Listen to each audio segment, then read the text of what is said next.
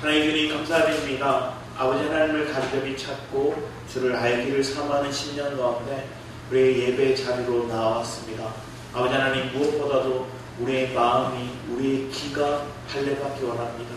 그래서 진정으로 아버지 하나님 우리에게 주시고자 하는 그 마음의 뜻을 분명히 알아 순종하며 나아가고 그 주님을 의지하며 나아갈 수 있는 복된 은혜가 시간 말씀을 통해 더 깨닫게 하시고 더 풍성케 하여 주시옵소서. 감사드렸고 주 예수 그리스도의 이름으로 기도드렸습니다. 아멘. 아멘. 이 시간 우리 함께 보시는 말씀은 이사야서 22장 1절에서 4절 말씀입니다. 이사야 22장 1절에서 4절까지 말씀입니다.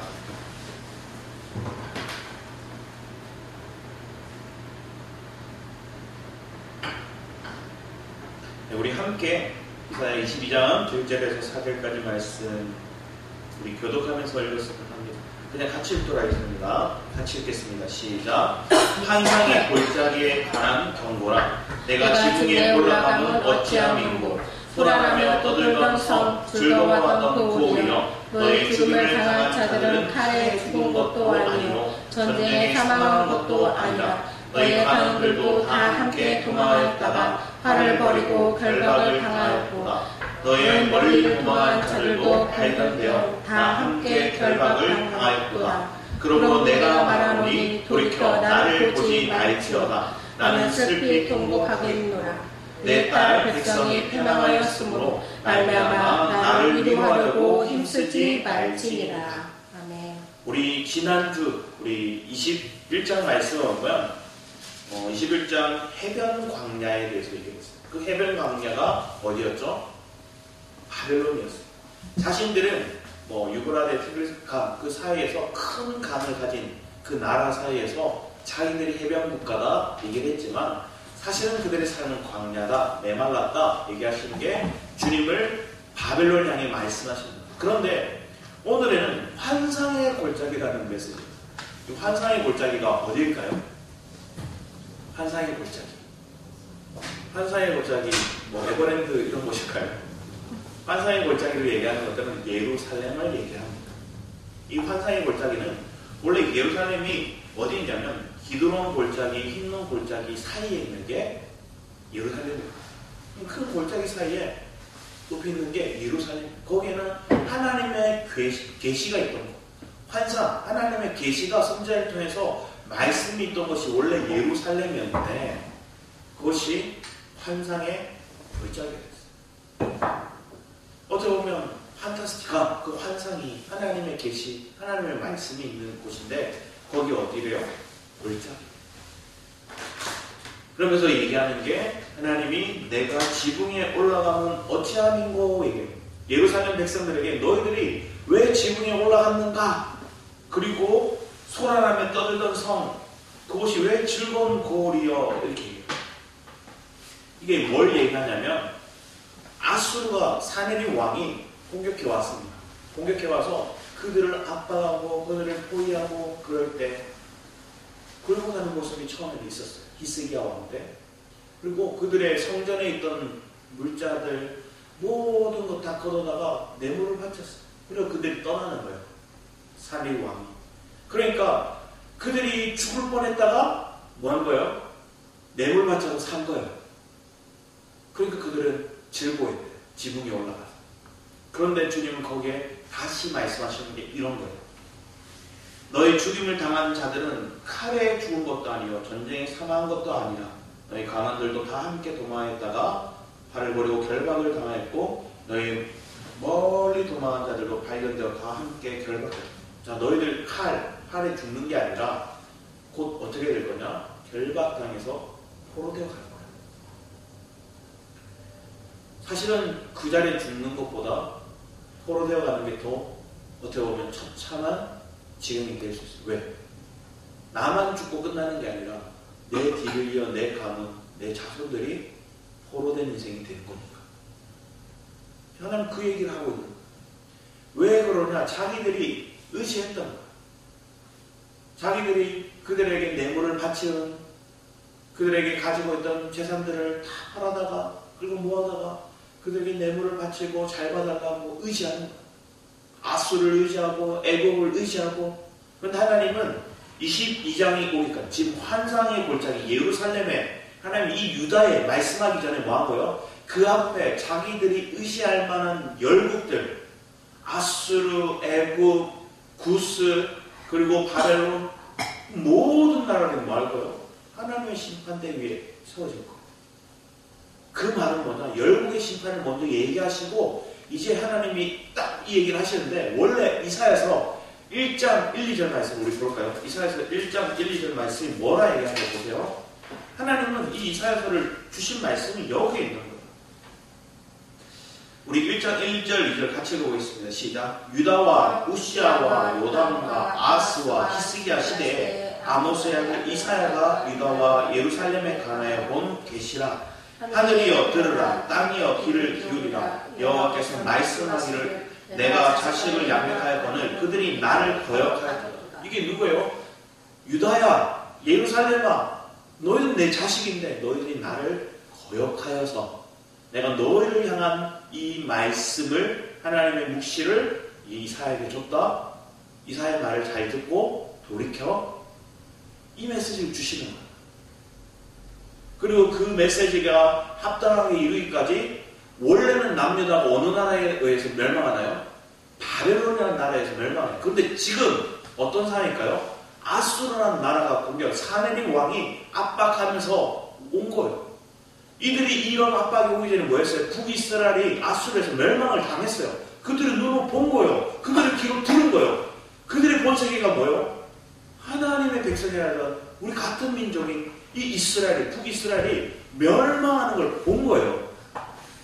그러면서 그 아수르 사람들을, 랍사게라든지 이런 사람들이 뭐예요? 조롱하잖아요.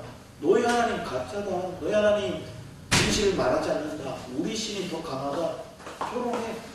그런 얘기가 오는 사람들이 남유다에 있었다는 거예요. 남유다에.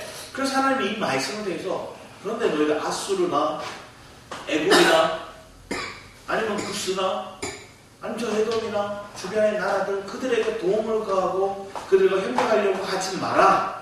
이렇게 얘기하시죠. 그러면서 만군의 여호와를 바라보고 만군의 여호와를 의지하라. 지붕에 올라가서 주님을 바라보고 주님을 찬양해야 되는데 그들이 뭐 하는 거예요? 우리가 뇌물 바쳐서 아수르가 가는 거 보고 BC 701년경에 이렇게 그걸 보고 기뻐하고 와 간다. 우리 이제 살았다. 그 하나님은 뭐라고 얘기하세요? 너희가 칼과 그들에게 죽임을, 전쟁으로 인해 죽임을 당하지 않지만 너희들은 뭐 할 거야? 결박되어 부러질 수 있다. 더 끔찍한 지경이 이루어. 한번 생각해 보시면 여러분의 자녀가 말을 안 들어요. 거역해요. 참고 또 참고 그러면서 매를 한 번씩 들어요. 너 말 안 들었지? 매를 들어서 치면서 몇 대 맞을 거야? 10대. 잘못했어요. 그래? 그럼 5대. 차가 맞았어. 그랬더니 또 말을 안 들어. 또 말을 안 들어. 그럼 너 진짜로 쫓겨난다. 그래서 뭐 한 거예요? 하나님이 그들이 포로되어 가게 하시는 장면들이 나중에 바벨론에 의해서 포로되어 가는 장면이에요. 근데 이사야는 그걸 보면서 마음이 찢어지는 거예요. 그래서 오늘 얘기했던 4절 말씀이 그런 거예요. 나는 슬피 통곡하겠노라. 나는 이 장면을 보고 너무 통곡이 된다. 그러면 이 장면이 왔어요? 안 왔어요? 아직은? 안 왔어요. 그럼 이 얘기를 왜 하는 걸까요? 오기 전에 돌이켜라. 오기 전에 회복해라. 그때가 되면 부르시려도 하나님 응답 안 해주신다. 지금 애통하며 자백하며 하나님 앞에 돌이키는 마음을 가져라. 여호와를 바라보는 신앙이 되어라. 여호와께 귀를 기울이는 신앙으로 바뀌어라. 너희들은 하나님의 자녀다. 하나님의 자녀는 그 아버지의 말을 귀 기울인다. 이 얘기하는 거예요. 여러분은 자녀에게도 그렇게 여러분 얘기하지 않을까? 말 좀 들어. 네. 얘네들이 우리의 말을 기쁨으로도 안 들어요. 마음이 아픈 거예요. 그럼 뭐예요? 하나님이 그들의 삶 가운데 문제와 어려움을 하나할 수밖에 없는 거예요. 왜? 우리의 자녀가 말을 듣지 않는데 계속 공급하고 그들에게 좋은 거 주고 막 이래요. 그러면 어떻게 될까요? 도대체 한 번이 없어지는 거예요. 한 글을 봤어요. 그 블로그에 글이 올라오는데 이런 내용이었어요. 뭐냐면 자기 자녀에게 좋은 거 때되면 아울렛 가서 좋은 옷들 사주고 먹고 싶은 거 있으면 먹게 해주고 신상 핸드폰 나오면 아이폰, 아이패드 좋은 거 다 사주겠어요. 근데 이 아이가 학교에 가서 선생님한테 그렇게 얘기해요. 선생님이 따지듯이 그렇게 뭐가요? 대드는 말처럼. 그리고 선생님이 부모 호출했어요. 아내가 없어서 이 남편이 갔어요. 남편이 너무 화가 났어요. 너무 싸가지 없게 얘기를 한 거예요. 가자마자 아들 밥을 딱 흘려버렸어요. 선생님이 놀란 거예요. 그러지 말라고. 내가 널 그렇게 가르쳤어. 집에 와. 집에 데리고 갔어요. 데려가서 이 아버지가 생각해요. 내가 너무 잘못 키웠어. 선생님한테 내가 자식을 너무 잘못 키웠습니다. 죄송합니다. 하고 돌아와서 이 자식 꼬라지가 보기 싫은 아버지. 그러면서 용돈도 뭐 그에게 주던 어떤 혜택들도 다 끊어버려요. 이 아들이 아버지 잘못했습니다. 잘못했습니다. 얘기해요. 그런데 아버지가 아직 분이란 말이에요. 화가 너무 잘못해요. 오냐오냐 하고 싶은 거 주고 싶은 거 다 주고 키웠더니 애가 저렇게 버릇없게 키워요. 꼴 보기 싫어. 하나님은 우리의 꼴을 보고 싶어 하실까요? 여러분의 모습을 하나님이 기뻐하실까요? 여러분 하나님의 말씀을 다 귀담아 듣고 아멘으로 받아들이고 그 뜻을 100% 순종하며 살아갈까요? 이런 자녀는, 이런 하나님의 백성은 사실은 없어요. 내 내면이 그리스도로 짜여진 만큼 순종하는 거예요. 내 내면이 그리스도로 열려진 만큼 듣는 거예요. 그래서 우리 할례를 향하는데 나중에 우리 찾아보겠지만 하나님 우리에게 우리의 마음과 우리의 길을 할례해요. 여호와의 음성에 귀 기울이고 그 말씀을 마음에 받아들이고 그 마음 당연히 이 말씀을 따라 살아가는 삶. 이게 우리의 삶 가운데 진정한 할례인 거야. 왜? 이제 내 옛사람으로 내 육체로 살던 방식을 이제 끊어버려. 내 마음에서 이제 그리스도를 영으로 받아들여 그 영의 인도를 따라가는 삶. 그게 마음의 할례를 통해서 우리의 삶이 변화됩니다. 뒤에 말씀을 또 보면 이렇게 얘기해요.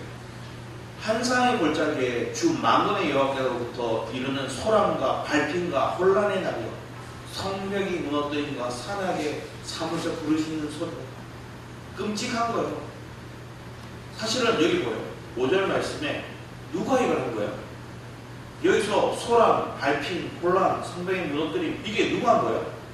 주 만군의 여호와께로부터. 나를 지키시고 보호하시는 분이 만군의 여호와인데 그 만군의 여호와께로부터 내가 하나님께 돌이키고 아버지의 말씀을 귀 기울이고 진정한 그 주님의 뜻을 온전히 살아가는 삶이 안 되니까 뭐 하는 거예요? 주님이 저 열방을 통해서 우리를 소란과 발핀과 혼란을 통해서 무너뜨림이 일어난다. 그러면서 엘라는 사람이 누구예요? 메대와 바사에 얘기하는 그 사람들. 그들이 활을 가지고 와서 막 그들을 공격하는 7절에 병거는 내 아름다운 골짜기에 가득하였고 마병 성물에 정렬되었도다. 8절에 그때 그들이 뭐 하느냐? 그때서야 그들이 눈이 뜨는 거예요. 오! 눈이 열렸어요. 바벨론이 저 메대와 바사가 공격해 온다. 저들의 적군이 우리에게 온다. 눈이 열려서 그때부터 부랴부랴 뭐라는 거예요? 정비를 하고 대비를 하고 준비하는 거예요. 그래서 덮였던 것이 벗기면 눈이 열린 거예요. 눈이 열렸지만 그날에 내가 숲을 곳간의 병기를 바라고 이게 병기고를 발견했다. 이게 솔로몬 때 만들었던 병기고인데 거기에서 무기를 준비하고 또 대비하는 거예요. 방비하는 거예요. 그러면 너희가 다윗성이 무너진 곳이 많은 것도 보면 너희가 아랫몸 물도 모으면 그러니까 저수지 물도 끌어오고 신라하면 물을 쭉 끌어오는 거죠. 기도 골짜기에 물을 쭉 끌어오는 거. 그런 장면들이 여기서 일어나는데 그걸 대비해도 사실 너희들 이제 공경에 와서 대비를 하고 뭔가 방비하고 준비를 하지만 뒤에 말씀 볼까요? 11절 말씀 이렇게 적혔어요. 너희가 또 옛 못의 물을 위하여 두 성벽 사이에 저수지를 만들었냐. 그러니까 자기 나름대로 예루살렘에 고립될 때 물줄기를 끌어다가 저수지도 만들고 그들이 무기고를 준비해서 무기도 다 준비하고 성벽이 무너진 것들을 방비해서 성벽도 쌓고 나름대로 전쟁에 대비하였지만 11절 말씀 이렇게 그러나 네가 아무리 준비하고 대비하여도 그러나 뭐 하는 거예요? 너희가 이를 행하신 일을 이를 행하신 이가 누구예요? 만군의 여호와가 이 전쟁을 허락하십니다. 그러나 너희가 이를 행하신 일을 앙망하니 너희가 여호와 하나님 너희 참된 아버지를 앙망하지 않았다. 이 길을 옛적부터 경영하신 이를 공경하지 아니하였다. 하나님을 바라보고 하나님을 앙망하고 하나님을 의지하는 삶이 너희들이 되지 않았기에 이 일들이 너희 삶 가운데 허락된다. 너희들이 아무리 대비하고 준비하고 너희가 수고하고 애를 써도 그건 너희들이 닥치는 거야. 그러니 지금 너희가 이걸 돌이켜 깨달아. 여러분의 마음이 하나님께로 돌이켜 하나님을 앙망하는 삶이 되기를 축복합니다.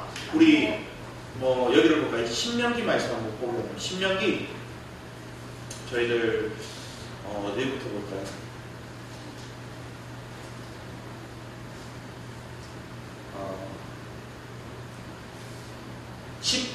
11절부터 한번 보겠습니다.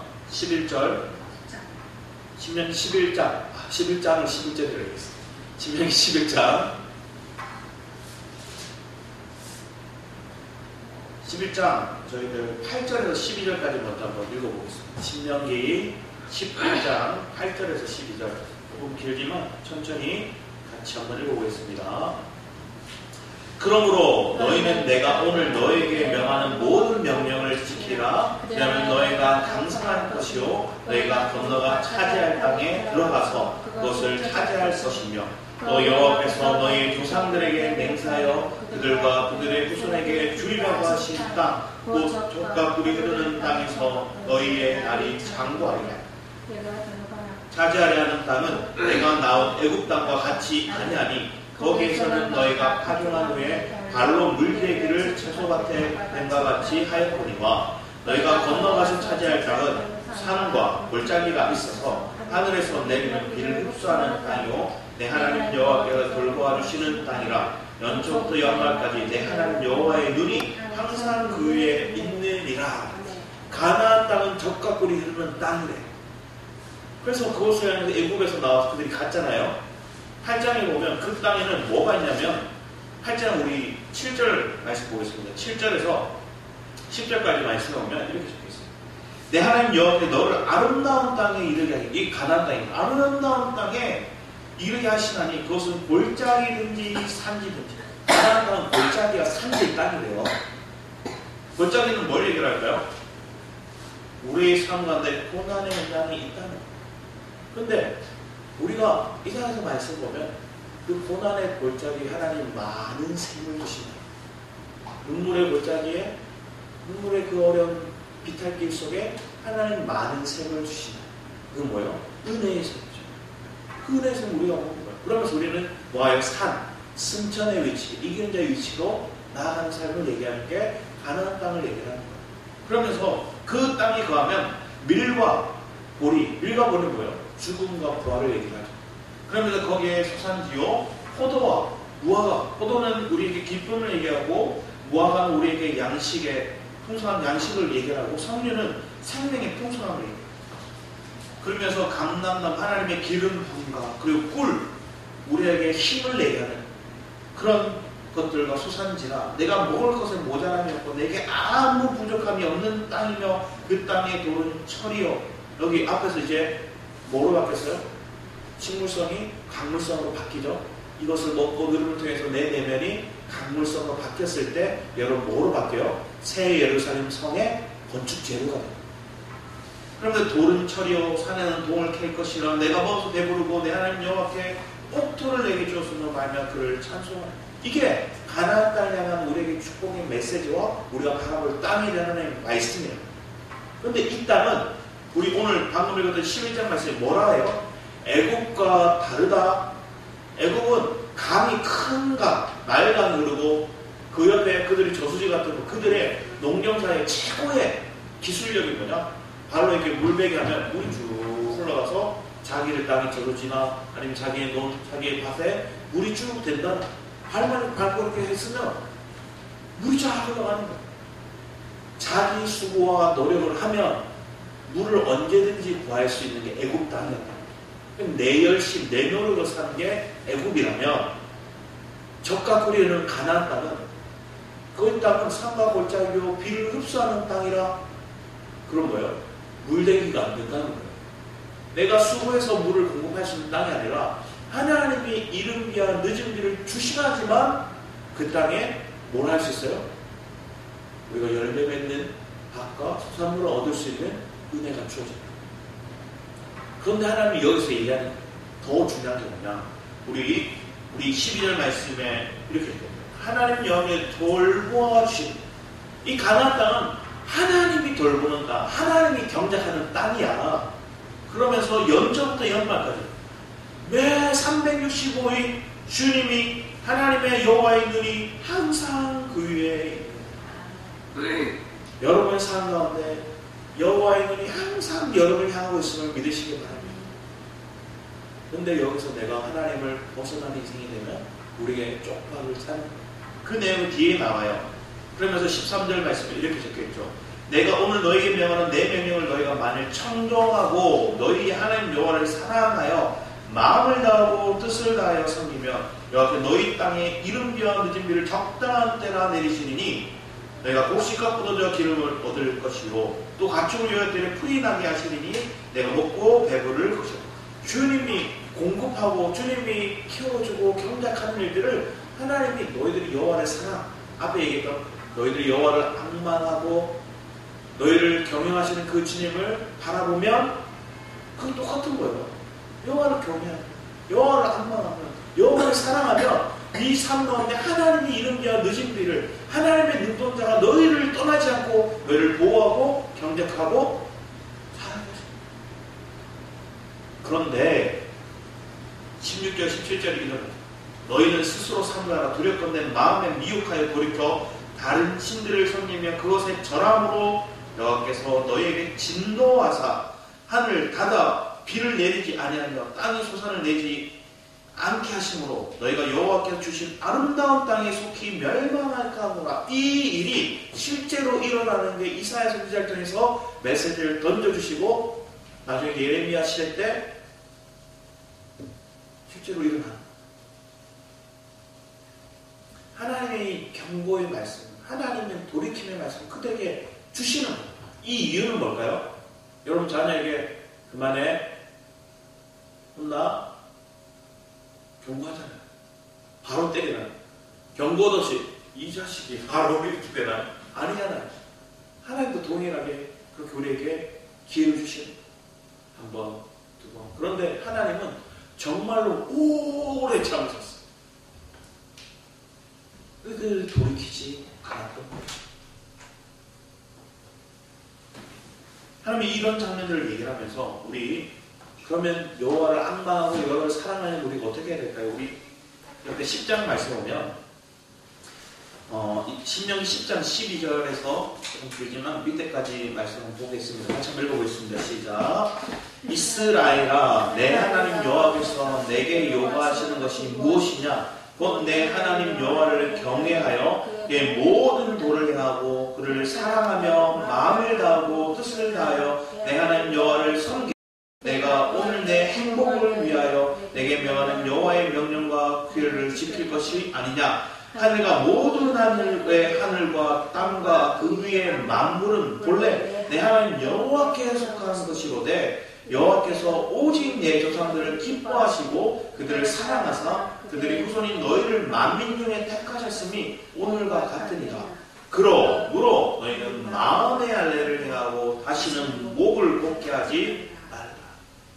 하나님이 얘기했어요. 너희들은 목이 곧은 백성이야. 광야 생활에도 얘기하셨어요. 이 목이 거둔 백성 뻣뻣하게 하나님 앞에 목을 꼿이 세우고 있는 여러분 자녀를 혼내고 있는데 자녀가 이렇게 목을 꼿꼿이 세우고 여러분을 쳐다보면서 말을 듣지도 않고 혼나요. 좀 맞아야죠. 근데 하나님이 이런 백성들을 오래 참으시고 긍휼히 여기시고 근데 하나님의 이 마음의 할례를 행하고 다시 너희들을 목을 꼿게 하지 말라. 너희의 여호와는 신 가운데 신이시며 주 가운데 주시오.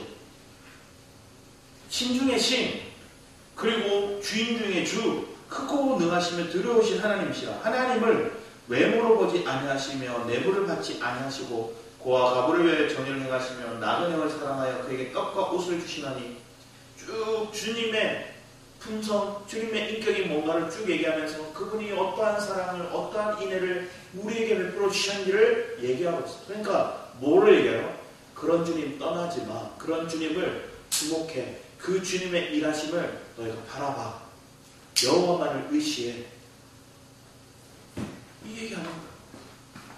그런데 이 말씀을 따를까요? 지켜라 했지만 지킬 수 없는 게 우리예요.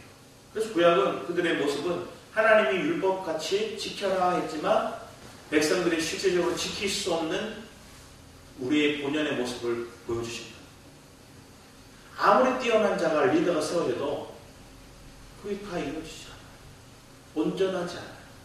사람은 온전할 수가 없어요. 그래서 내 마음의 할례가 필요해요. 우리 사도행전 7장 말씀 한번 볼까요? 사도행전 7장 51절 말씀, 52절 말씀 한번 보겠습니다. 사도행전 7장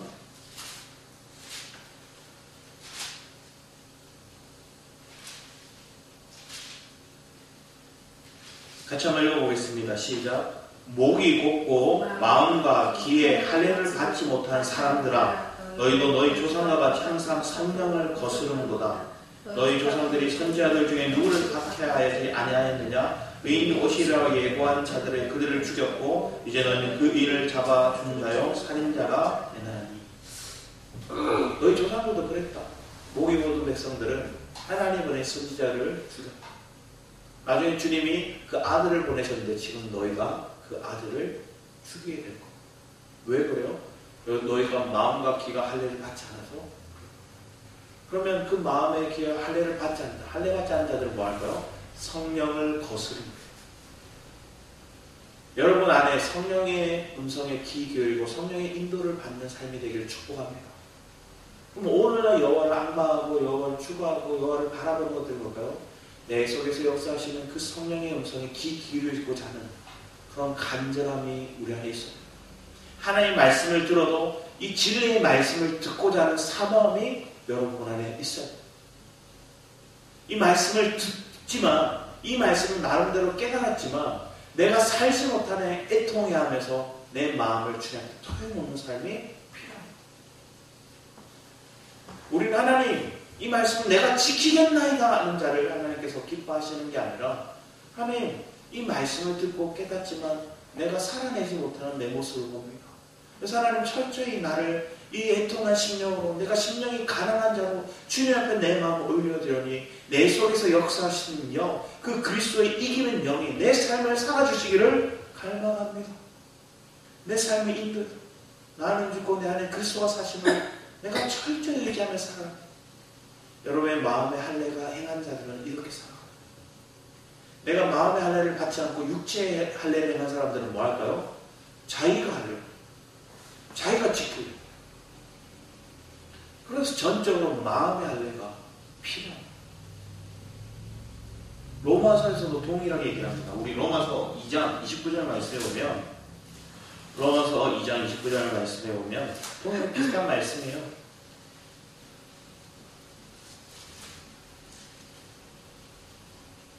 로마서 2장 19절 같이 한번 읽어보겠습니다. 시작. 오직 이면적 유대인이며 할례는 마음에 알지니 영에 있고 율법 전문에 있지 아니한 것이라. 그 칭찬이 사람에게서가 아니요 다만 하나님에게서니라. 그들은 뭐예요? 표면적 유대인이 아니라 이게. 표면적 육신의 할례가 아니라 이게. 육적으로 눈에 보이는 거, 겉으로 드러나는 혈통, 이것으로 내가 유대인이고 내가 할례를 했고 이게 아니라 우리에게 이면적인 진정한 마음의 할례를 행하는 사람. 그래서 내 영 안에 그분을 모시는 사람. 철저히 내 자아를, 내 육체를 따라 살아가는 것들이 아니라 내 영 속에서 역사하시는 그 영의 인도를 따라 살아가고자 하는 삶. 그 내가 저와 여러분의 삶 가운데 있죠. 여호와를 오늘날 사랑하고 악마하고 그분을 의지하며 살아가는 게 뭘까요? 철저히 그분께 귀 기울이고 그분의 영의 인도를 민감하게 우리가 반응하려고 있는 사람. 은사적으로 내가 민감하게 조금만 사건이 일어나면 하나님 뭐가 막 이런 식으로 부르르 떨고 두려워하는 게 아니라 내 속에서 하나님의 영의 인도를 따라 하나님이 뭐라 말하는지 기도. 사람들은 율법적인 의식에 갇혀 있어서 내가 조금만 잘못하면 조금만 11조 생활 안 하고 예배 생활 잘 안 하고 주일 성도 안 하고 뭔가 예전에 열심히 성경 공부하던 게 지금 안 하면 하나님 나를 치실 거야 하는 은근한 두려움에 잡혀 살아가는 거, 그거는 하나님은 몰라도 너무 모르고 하나님은 여러분 자체를 사랑하시는 거예요. 하나님은 여러분을 온전히 사랑하시고 여러분 그 사랑의 길로 이끌어 가시거든요. 우리가 죄인 되었을 때 그분은 십자가에 죽으시고 그 사랑을 확증하셨어요. 그런 사랑을 입었는데 우리가 행위적인 건 조금 부족하고 여러분 자녀도 미워하지 않잖아요. 여러분 자녀 조금 제대로 말 안 듣는다고 해서 난 널 미워할 거야. 넌 내 자식이 아니야. 나가! 이렇게 하나요? 안 그러잖아요. 하나님도 그래요. 하나님 그런 육신의 보험보다 더 우리를 사랑하고 있어요. 우리가 하나님의 자녀되었다는 그 기쁨을, 그 감격을 여러분들이 인식할 수 있는 그런 은혜가 있었어요. 근데 사단은 교묘하게 우리가 하나님의 자녀가 됐다는 그 인식을 깨게 합니다. 그러면서 하나님 무서운 하나님, 두려운 하나님 그렇게만 바라보게 돼요. 하나님은 경고하시는 이유가 우리에게 돌이키고 기회 주신 하나님 오래 참으십니다. 우리는 하나님을 그냥 또 매들었다, 또 나를 치신다 이렇게 하면 착각합니다. 그런 마음이 아닌 진정으로 내 안에서 역사하신 그 주님의 마음을 인식하고 그 주님과 동행하는 저와 여러분의 삶이 되기 바랍니다. 저는 그 마음이 이렇게 느껴지면 막 풍족한 거예요.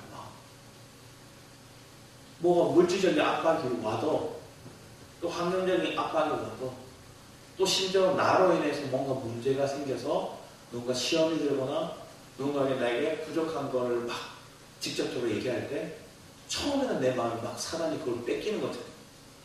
좌절감, 실패감 막 이런 마음이 막 몰려올 때 내가 하나님 자녀지, 그 십자가의 사랑을 나를 위해서 사랑하시지, 그 십자가의 은혜를, 십자가의 사랑을 다시 묵상하면 사단이 나를 참사하고 사단이 내 마음을 교묘하게 절망에 빠지려 하던 데서 다시 이겨요. 그러면 바뀐 건 없는데 내 마음이 먼저 자유해져요. 내 마음이 더 확신해져요. 내가 남편으로서, 아버지로서 100% 잘하는 거 아니거든요. 사실 점수를 매기면 50점이나 될까 모르겠어요.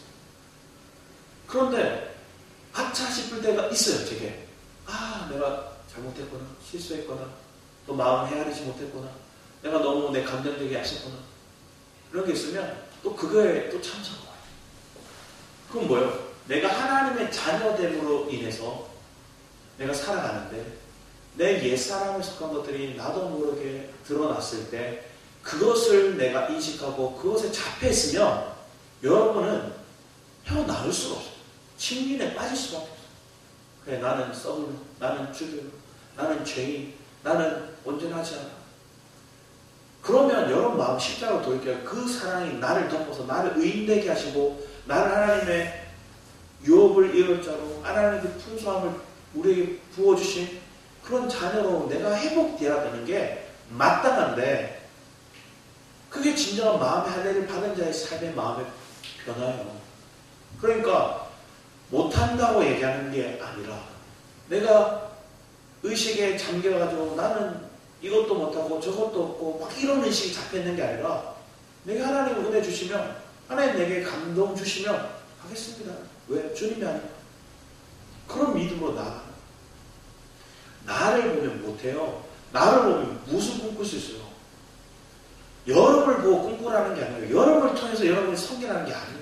내 속에 역사하신 그 그리스도가 내 마음에 진정 할례를 통해서 내 영 안에 계시는 그 주님을 보니 부족함이 없고 못할 게 없고 이제는 도전하지 못했던 것들이 도전이 되고 이제는 품지 못했던 게 조절로 품어지고 그런 실제적인 은혜의 삶을 여러분이 전환되어 가는 것 그게 여호와를 악망하고 여호와를 바라보는 삶의 변화예요. 그게 실제적인 내 삶 가운데 나타남이 하나님이 우리의 삶을 이끌어 가시는 증거예요.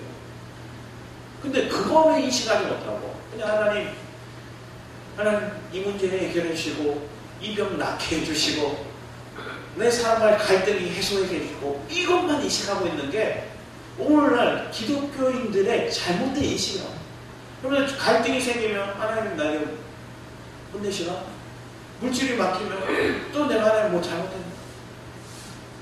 그걸 뛰어넘어서 이미 내가 하나님과의 관계 속에서 자유한 그 십자가의 사랑을 보면 막힐 게 없어요. 정죄받을 게 여러분 없다는 거예요. 근데 그 인식에 갇혀버리면 목이 뻣뻣해지면서 하나님 아니면 다른 걸 찾고 아니면 내가 노력하고 내가 수고하여서 살려 애고의 습성이 여지없이 내가 의지할 때서는 하나님 아니면 다른 대상으로 바꾸고 그 얘기를 사실은 계속 이 얘기를 쭉 해오시다가 하나님에게 환상의 골짜기 예루살렘아 너가 의지할 대상이 없다. 네가 하나님을 의지하지 않아서 너희가 그들이 오히려 너희를 공격하고 힘들게 할 거야.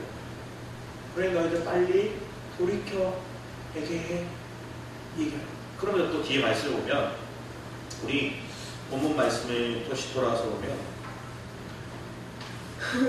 그 11절에 그러나 너희가 이를 행하신 이를 악마하지 아니하였고 이 일을 옛적부터 경영하신 이를 공격. 너희가 하나님 여호와 하나님을 만군의 여호와를 악마하거나 공격하거나 그분을 의지하지 않았다. 그래서 이 일들이 일어나는. 오히려 너희들은 하나님이 아닌 저 애국과 아수르와 저들을 의지하였다. 자, 그러면서 12절에부터 얘기하는 것들은 뭘 얘기하냐면 너희들이 이렇게 하나님의 말씀, 선지자를 통해 말씀을 전해줬는데도 회개하지 않고 방탕하게 살았다 얘기하는 게 12절, 14절대로 너희들 돌이키지 않고 방탕한 인생을 살았다. 그러면서 15절 이하 말씀을 보면 너희들의 지도자들의 불패성을 얘기하는데 이 히스기야 왕 때요. 히스기야 왕 때 그 국고 책임자였던 셈나라는 사람이 있는데 왕궁 맡은 자 이 셈나가 뭐 하느냐 부정부패를 해요. 뭘 하냐면 이 사람 나중에 뒤에 내건데 높은 곳에 묘실을 만들어요. 왕들의 왕실가의 왕가의 묘실을 자기의 묘실을 만들고 준비하는 거예요. 그럼 그걸 뭘 얘기하는 걸까요? 결국은 자기를 높이려 하고 자기의 지위를 남용하고 또 그러면서 이기적인 자기의 부와 명예와 그 복을 추구.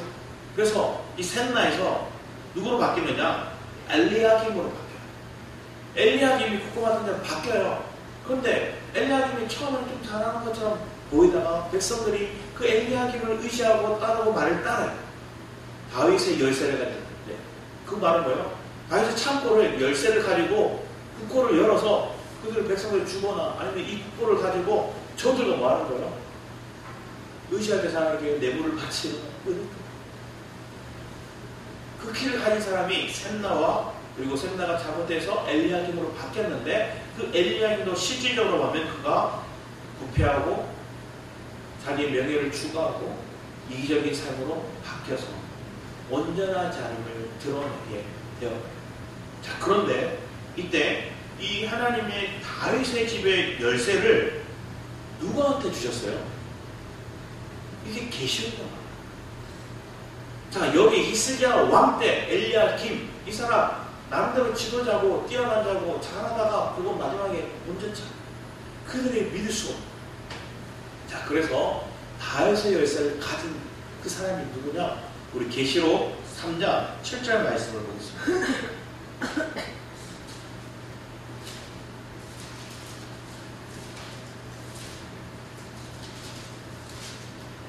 3장 7절에서 우리 8절까지 한번 같이 읽어보겠습니다. 시작.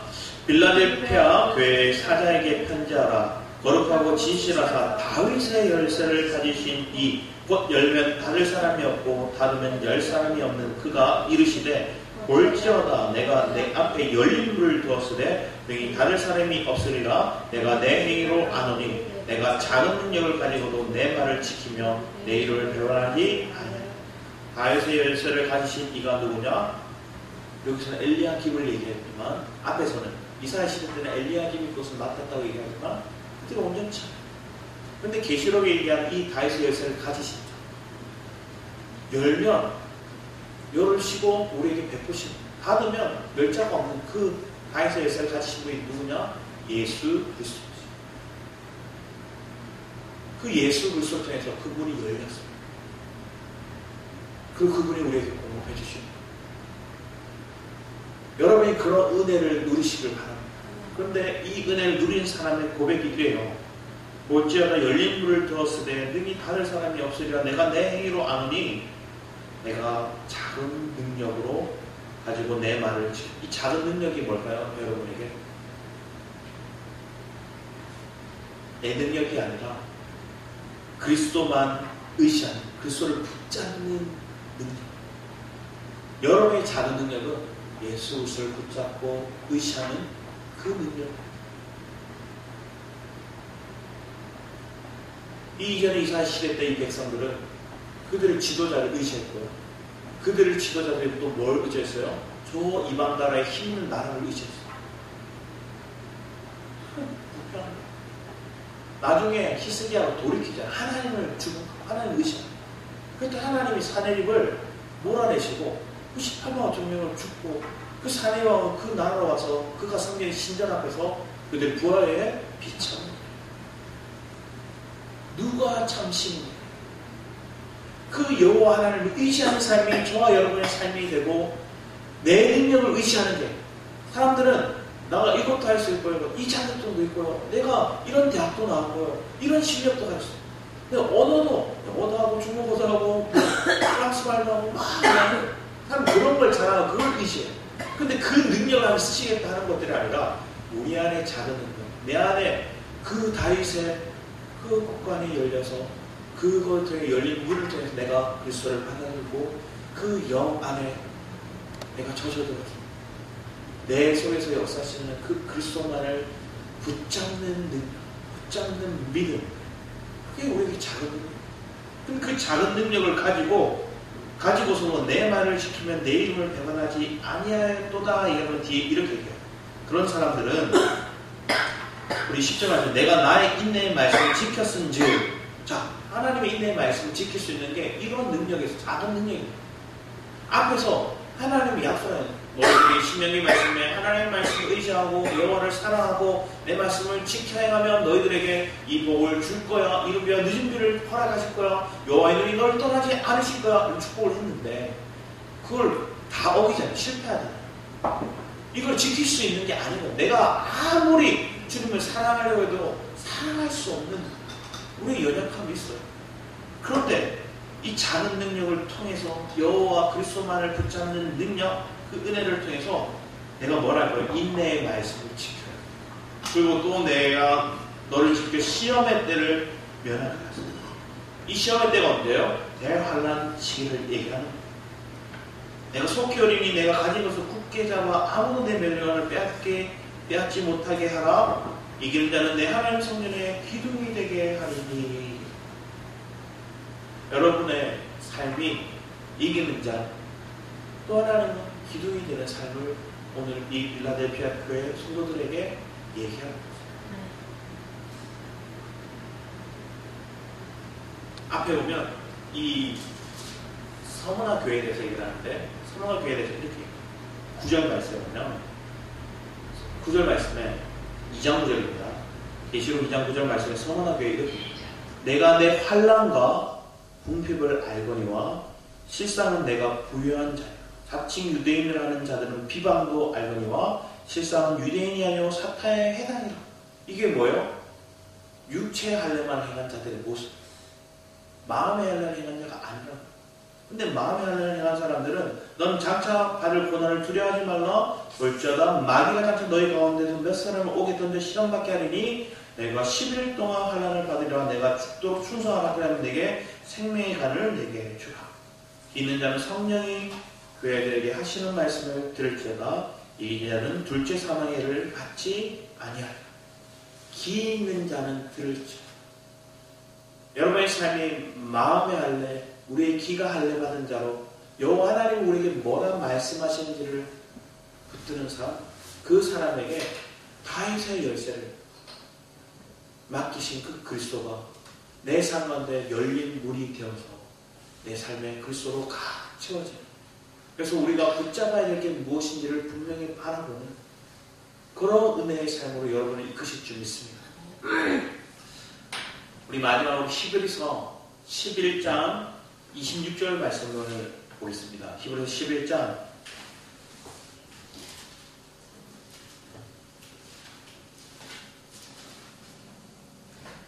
26절 말씀 우리 25, 26절입니다. 25, 26절 같이 한번 읽어보겠습니다. 시작. 도리어 하나님 백성과 함께 고난받기를 잠시 제약에 낙을 누리는 것보다 더 좋아하고 그리스도를 위하여 받는 수모를 애굽의 모든 고아보다 더 큰 제물로 여겼으니 이는 상 주심을 바라보며.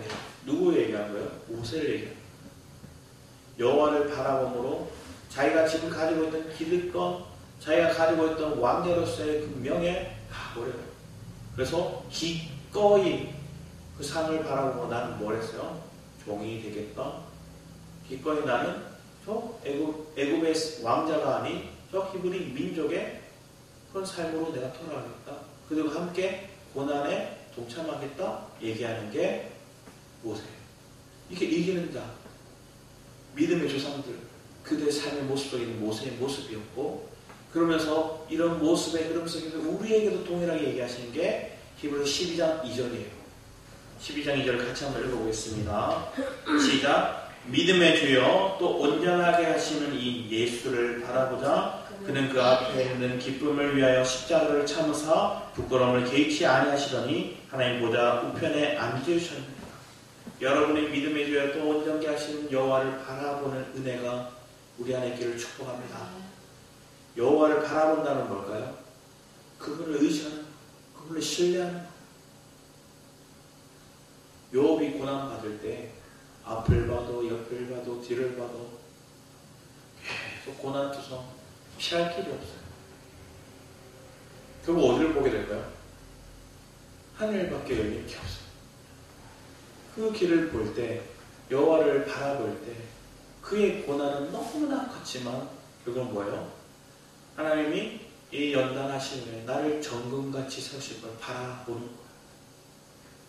자, 여러분이 여호와를 바라본다는 건 여러분의 삶을 주님이 어떻게 변하실 것, 그런 마음의 감동이, 그런 확신이. 지금의 내 육신을 바라보면 꼬라진데 내 마음의 할례를 받고 여호와를 바라봄으로 그 주님의 시선으로 나를 봤더니 나는 이기는 삶, 믿음의 삶을 살아가는 그런 은혜의 삶을 바뀌었다. 그런 눈으로 우리 자신을 보고 우리의 믿음의 공동체를 보고 우리의 자녀와 우리의 속한 사람들을, 배우자나 아니면 내 친지들을 바라볼 수 있는 은혜가 우리 에베레 성도들의 삶 가운데 있기를 축복합니다. 여기에 중요한 게 철저히 저 사람, 저 환경을 보는 게 아니라 여호와를 바라볼 때 우리의 시야가 덮였던 게 열려서 진짜 그걸 보는 거예요. 그런 믿음이 우리 안에 풍성해지기를 우리가 축복하며 기도합니다. 아버지 하나님 감사드립니다.